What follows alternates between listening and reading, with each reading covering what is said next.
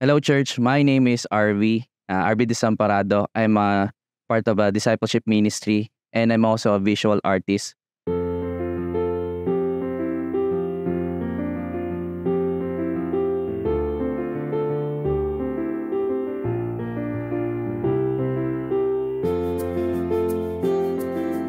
Last month, I was asked to do a show sa isang gallery. Yun po yung ginagawa ko as I'm a full-time artist. Whenever meron kaming ganong gagawin na malaki or trabaho, I always ask my wife and lagi kami nagkakamin agreement kung ano man yung direction ng business namin or ng career namin. Pinagpipray niya and nag-ask kami for agreement. That time, nung dumating na yung binigay sa akin yung show, binuksan ni Lord yung door ng show, I was thinking, ano nga ulit yung gagawin ko? This is my second solo show. So I was thinking, ano nga ulit yung ipe-present ko? And dito papasok yung partnering with the Lord.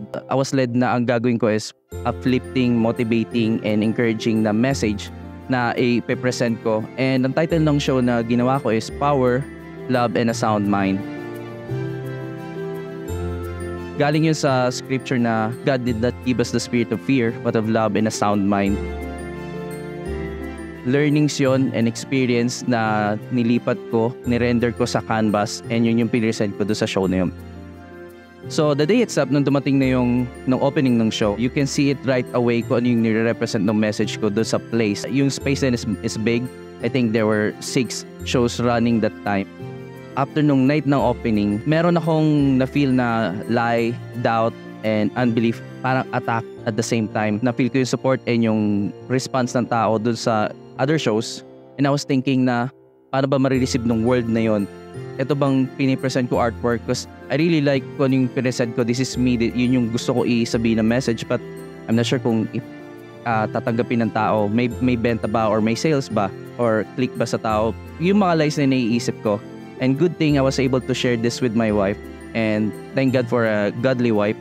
Binigyan niya ako ng wisdom at that moment, and sabi niya sa akin, do not dilute the message. You have one viewers, you have someone na ipiplease, which is si Lord. Sabi niya, we are here to support you. May attention o walang attention, whether it's sales o wala, regardless, nandito kami to support you. And I think magiging proud si Aquila to see na yun yung ginagawa ng father niya, to stand something na gusto niya i-share, yung message na yun. Na-refresh ako doon sa idea na yun, kahit may doubt ako. Even though galing yung kay Lord, no? So sometimes it happens. Fast forward, isang month-long exhibit. So hindi ko alam kung ano nangyayari sa show ko, wala ko idea. Tinanong ko yung gallery, sabi ko sa kanya, kamusta yung ganito? May tatanong akong details. Sabi niya, okay na bro. Sabi niya, walang problema. Isa na lang yung available mong artwork. So parang nagulat ako na parang what? Like inulit ko, binasa ko ulit na parang isa na lang yung available artwork ko. Like nagulat ako na lahat ng artwork ko is na-sold na at isa na lang yung remaining. After that, ng 1 month ng show, in-invite ulit ako doon sa gallery to do an art talk.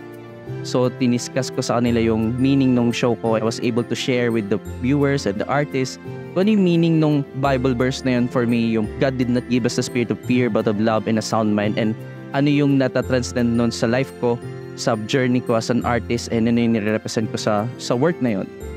And after that talk, pumunta ako sa isang corner. Nakita ko yung mga catalog. And until now, nasusurprise pa rin ako na makita yung catalog ko na puro may marks. It means, puro sold na yung mga works na yon. That time, na-realize ko na ito yung result ng partnering with the Lord.